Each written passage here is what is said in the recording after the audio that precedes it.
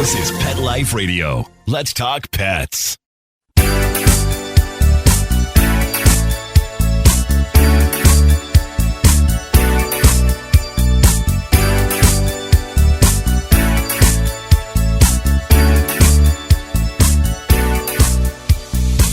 Hello, you're listening to Animal Party on Pet Life Radio with me, Deborah Wolf, Deb Wolf, because I'm the host of this show, and I've been hosting this show for a long time, actually.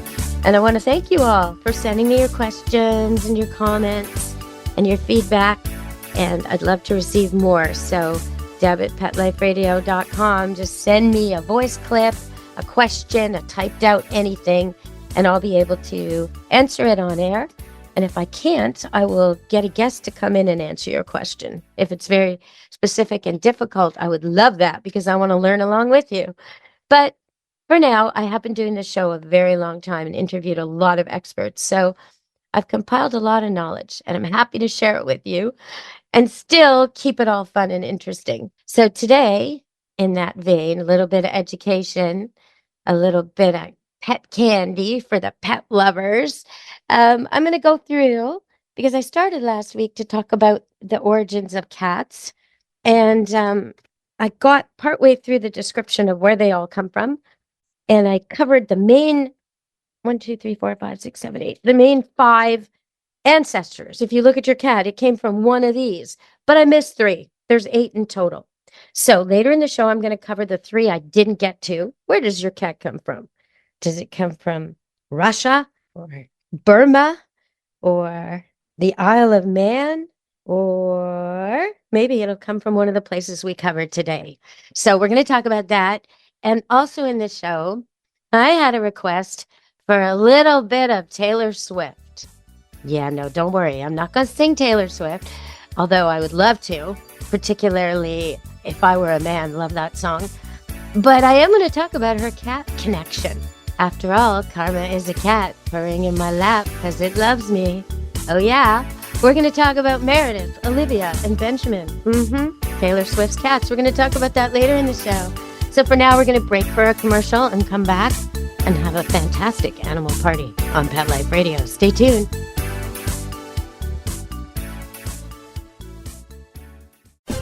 This is Deborah Wolf, host of Animal Party on Pet Life Radio. You know the expression, cats have 9 lives? Well, what if you can give them 1 more? The Give Them 10 movement is on a mission to help give cats an extra life. How? With spay and neuter. Spaying or neutering your cat helps them live a longer, healthier life. And it helps control free-roaming cat populations too. Learn more about the benefits of spay and neuter and meet Scooter, the neutered cat, at GiveThem10.org. That's GiveThem10.org. Let's talk pets on PetLifeRadio.com.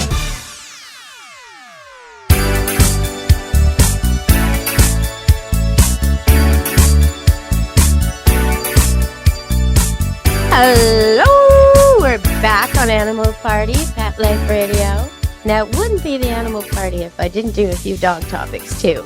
So first of all, I want to talk about something I already knew and kind of forgot and remembered. And it's something really important because most of us, if you own a dog or a cat, you're going to own more than one in your life. And most of their life, they're going to be healthy and just able to do all kinds of things. But the last couple of years, if you're fortunate enough to have them get to elderly age, a 9 or 10, 11, 12, 13, 14-year-old dog or 11, 12, 13, 14-year-old cat, even younger sometimes, may start to exhibit problems and issues that you might mistake for something else. Okay, so what am I talking about? I should know better. I've had so many dogs over the years, and all of them get old, and all of them get elderly, and all of them need special consideration. So here I am with my blue heeler that I rescued when he was about 5 years old from a farm around the corner. And he'd had 3 owners already and wasn't raised well or given the best nutrition, was tied to a trailer during his puppy years. You know, sad, sad story, true rescue. Now he has the best life, has had the best life for many years now. He was born in 2011, so now it's 2024. And that leg he was tied to that never seemed to cause him problems all through his life is now kind of giving him some trouble on stairs. Okay, so I know that. I know that. I know it's been giving him trouble for a while. I've been avoiding letting him upstairs because he can't quite see very well anymore. And so he'll sort of throw himself down the stairs in the house. So I've been keeping him in the main floor and I've made some adjustments that you would do. But I started to worry that maybe he was going senile or had some kind of bladder problem or some issue because he started to have pee accidents in the house near the front door. And just, I made the vet appointment to do the blood work. We actually had the blood work done yesterday. But just as a precaution, I thought, you know what? Maybe this is the mobility thing. Maybe he just doesn't want to use the back steps. So instead of going out the doggy door and peeing outside, he's actually waiting at the front door till he can't hold it anymore. How sad, right? Maybe this isn't senility or a bladder problem. Maybe this is just the bum leg. So I had my friend build a ramp very quickly. Took him maybe an hour at a scrap wood, maybe 2 hours. Anyway, new ramp and no more accidents ever since. So sometimes I think we forget these things. We forget that I also have a plastic ramp, hard plastic ramp that's made for dogs that collapses that I would use for pregnant dogs to get in and out of a car.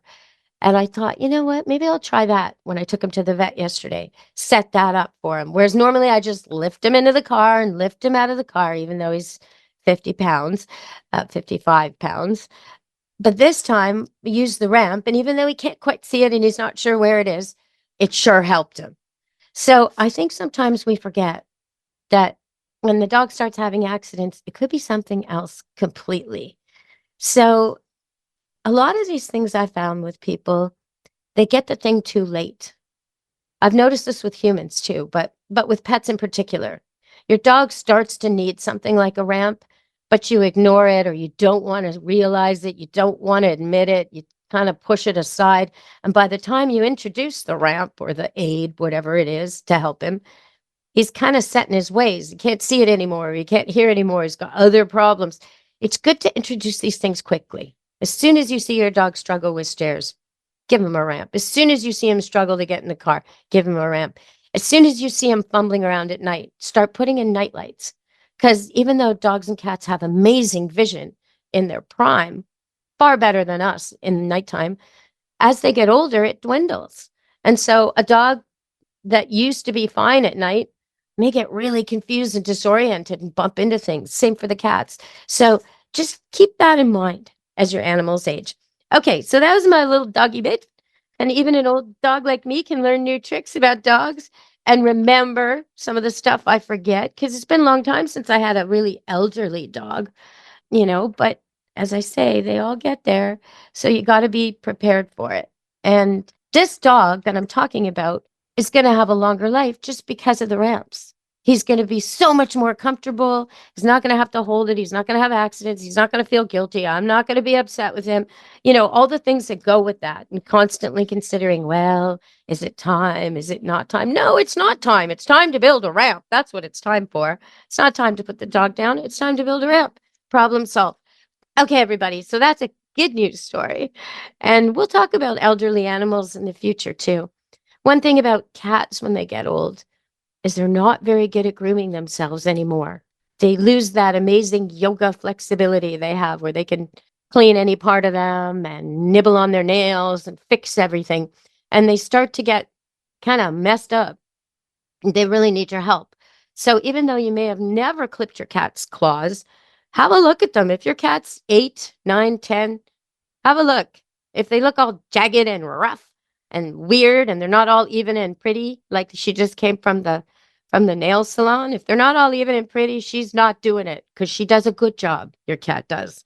So some dogs do this too, blue heelers in particular, but most dogs need your help all the time through their whole life. And cats, as they get older, you need to trim their nails. So it's a good idea when you have a young cat to get them to be happy when you touch their toes and happy when you kind of fiddle with their nails and maybe even get them used to the clipper, even if you're not clipping anything at a young age. So when you go bring it out when they're 8, they're not all freaked out by it. And brush them everywhere because when they get old, they can't do it themselves. So you're going to need to do it for them, dogs and cats. All right, that's enough about aging. We're going to go to a break and come back and I'm going to give you the goods. I'm going to tell you about the three ancestors of cats, and I'm going to give you a little teaser. I'm going to tell you about Taylor Swift. Taylor Swift, the more I research her, the more I like her. And I think she's going to have to be a running topic on my show. This is not going to be the only show we talk about Tay-Tay. Oh, no. No. This is just the beginning, ladies and gentlemen. Just the beginning, all you cat lovers. All right, stay tuned. We're coming back from a break in a minute. Animal Party, Pet Life Radio.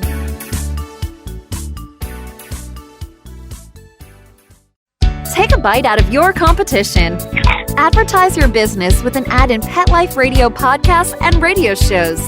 There is no other pet-related media that is as large and reaches more pet parents and pet lovers than Pet Life Radio. With over 7 million monthly listeners, Pet Life Radio podcasts are available on all major podcast platforms. And our live radio stream goes out to over 250 million subscribers on iHeartRadio, Odyssey, TuneIn, and other streaming apps. For more information on how you can advertise on the #1 pet podcast and radio network, visit PetLifeRadio.com/advertise today. Let's talk pets Let's talk pets. on Pet Life Radio. Pet Life Radio. PetLifeRadio.com.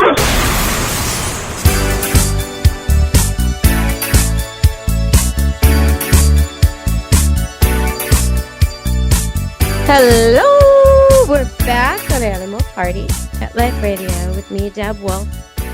And if you want to see me training cats, just little tricks I've done lately, how to jump up on a fence, how to follow lead, how to sit, how to come, check out Deb Wolf Pet Expert on YouTube. And you'll also see some recent videos I posted on testing puppy temperament. Had 2 puppies, the same litter, born June 25th, so they're just over 8 weeks. And I show you the difference just in a few seconds, picking them up and rolling them over, and how you can tell how they're different. So they're adorable. They're dogs that were born here to abandoned parents and didn't know the female was pregnant till just before delivery. 8 puppies, 6 have homes, 2 still don't have homes, and those are the 2 I demonstrate with.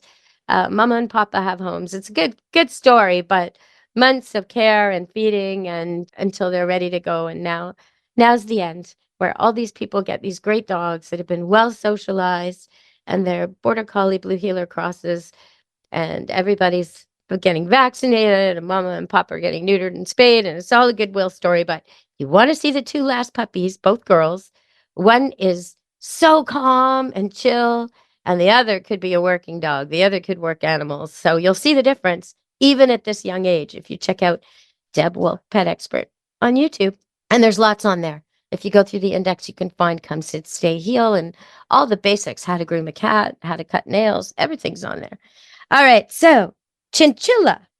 Now, you may think a chinchilla is a little mouse-like animal, but actually, it's one of the ancient breeds of cats.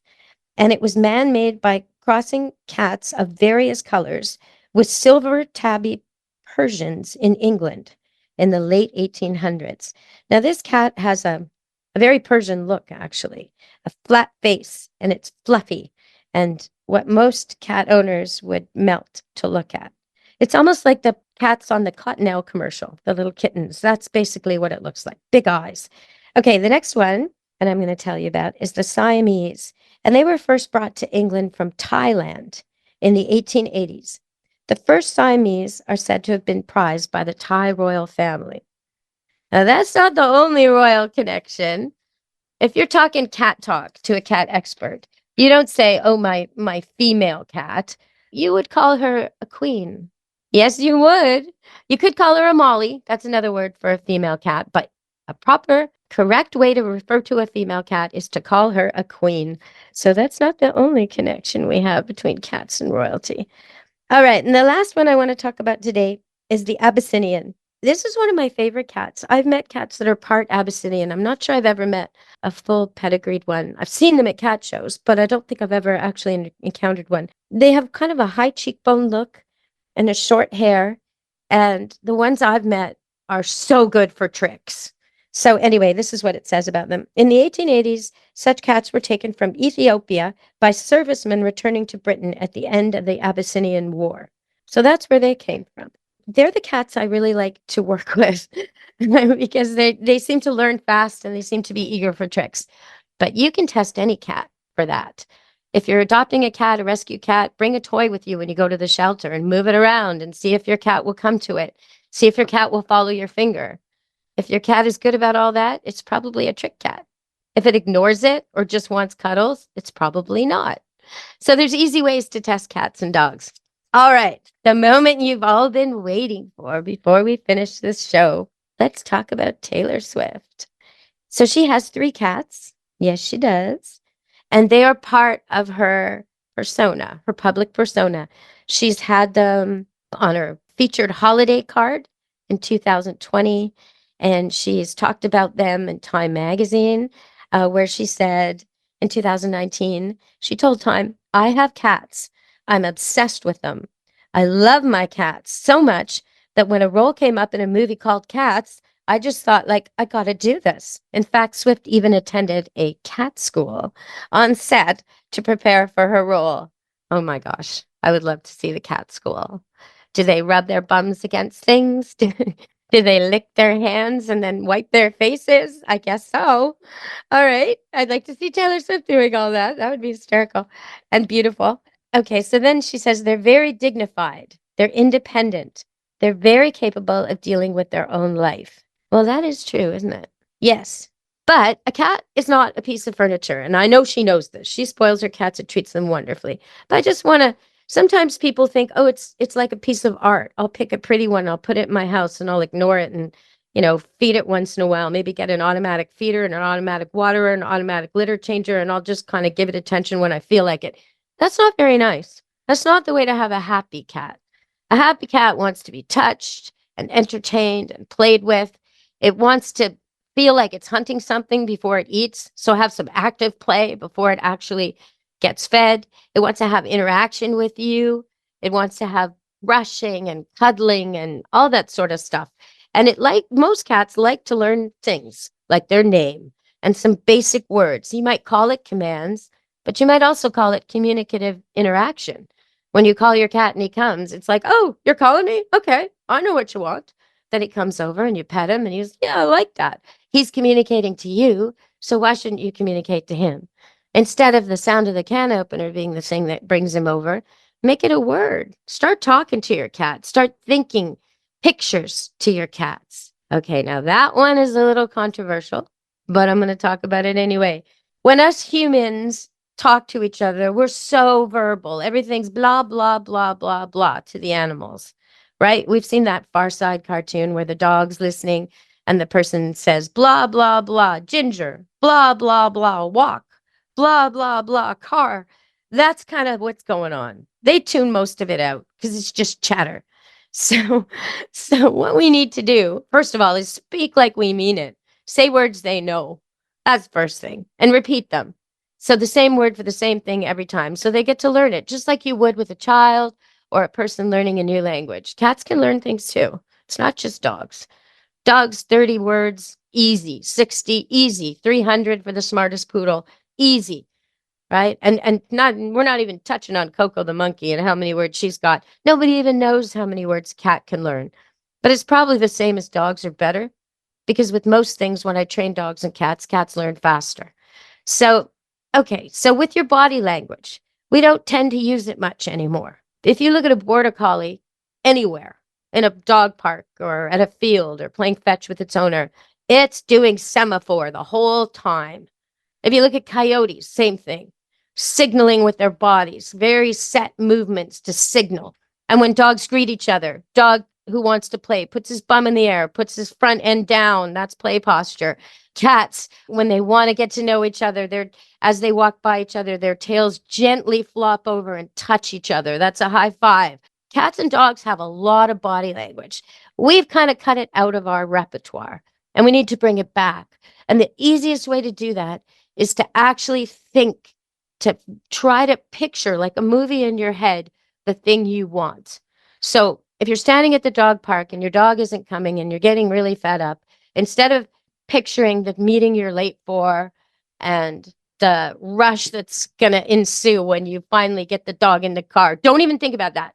Think about your dog coming and getting cuddled and getting pet and having a little tussle with him if that's what he likes, or getting a ball or getting a treat, whatever it is that he likes, imagine that little movie. Same with a cat. You want your cat to come to you? Stand there and imagine your cat coming over to your ankles and wrapping around your ankles. Imagine that as you say the command, as you initiate. And because you're thinking about it and visualizing it, firstly, you're sending out a message to the universe with all your body language, whether you realize it or not.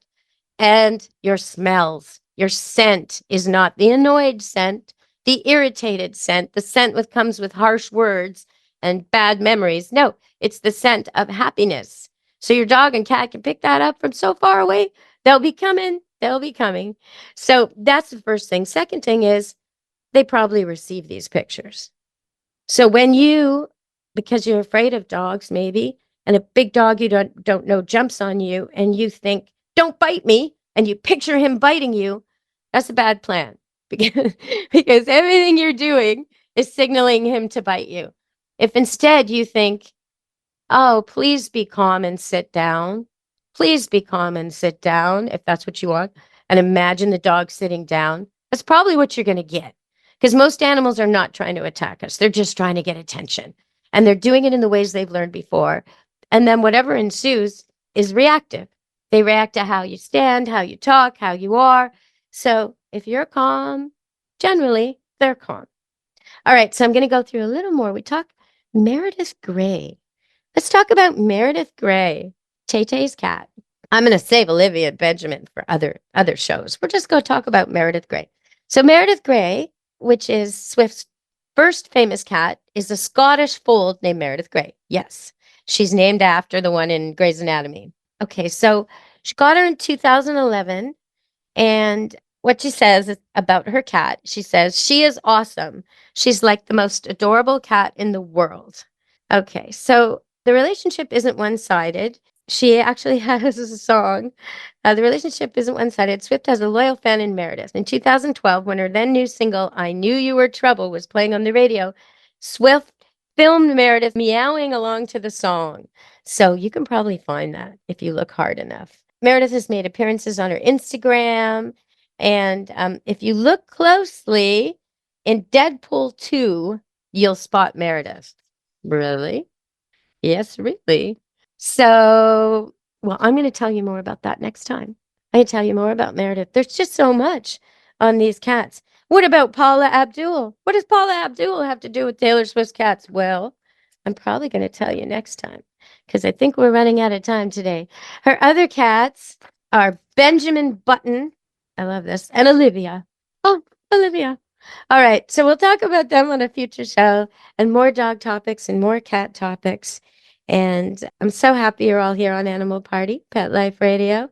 We've had so much success. One of my favorite shows I've ever done is Animal Party on Pet Life Radio. And I've been on the air on many shows for a couple of decades now, but this is one of the best shows ever. And I have total freedom to talk about whatever I want in the pet world and invite whatever guests I want. So if you have a suggestion for me, a topic, a question, a problem, I love pet problems, or a guest suggestion, please send them to Deb at petliferadio.com, either a voice clip or a text, and I'll get your problem solved. I'll get your guest booked. I'll get your answers for you. So I just want to end with a Croatian proverb I heard. And it's it's very simple. And it kind of describes the difference between human intelligence and animal intelligence. And basically, this is a Croatian proverb. A donkey slips and falls on thin ice one time. A human will slip and fall on thin ice 3 times. So animals learn faster than us is basically the idea here. You know, that's true with cats. When you're training a cat, don't bore the cat. Cats learn like standard poodles. They learn really, really fast. Ooh, if you want to see one of the cutest standard poodle photo shoots I've ever seen, and I put it on Deb Wolf Pet Expert on Facebook, check it out because I found this one on the internet and I just had to repost it. It's, oh my goodness, it's just standard poodle all over. Deb Wolf Pet Expert on Facebook. But anyway, standard poodles learn super fast and they get bored. Border Collies learn super fast, but they don't get bored. They like to show off what they know. Dobermans, same thing, like to show off what they know. But Standard Poodles get bored like cats. They do the trick twice and then they look at you like, don't you got anything else? Didn't we already do this? So keep it moving when you're training a cat. Get the cat to do it once or twice well for a reward. And then you can go back to something they've already done that you haven't done for a while, or that you did firstly, go back to the first trick, but don't keep doing that trick over and over and over and over like a golden retriever likes to do, or a lab or a spaniel, over and over and over and over. No, cats don't want that. They want to keep it interesting. So keep it moving, do new tricks. And if you're looking for something to see on how to train a cat, it's really all so simple. It's just timing. You just say what you want, get the cat to do it, and then give him the praise he likes, whether that's stroking or a little treat or a toy. And you just repeat that a couple times till he's doing it himself once or twice, and then move on. You can even move on to just cuddling. Like it doesn't, or if the cat wants to play wild game, you can play with a cat toy after that. The reward can be anything the cat likes. And the same for dogs. Dogs don't have to be given food every time they do something well. In fact, Pavlov proved years ago it's better not to. I like to treat the treats like a sticker. You know, when your kid's doing okay in school, he doesn't get a sticker, but then all of a sudden he does really well for him, better than he usually does. Teacher gives him a sticker. Well, the sticker means something because he doesn't get it every day. And that's true. Every time a dog does something right, he should get good dog. But once in a while, when he's exceptional, or when he's learning something new, or every few times, that's when you give him the treats. And the same for cats. Don't give them a treat every time, or they'll just ignore you. All right, everybody. That's it for today on Animal Party Pet Life Radio. Be good to your animals. Let's Talk Pets every week on demand, only on PetLifeRadio.com.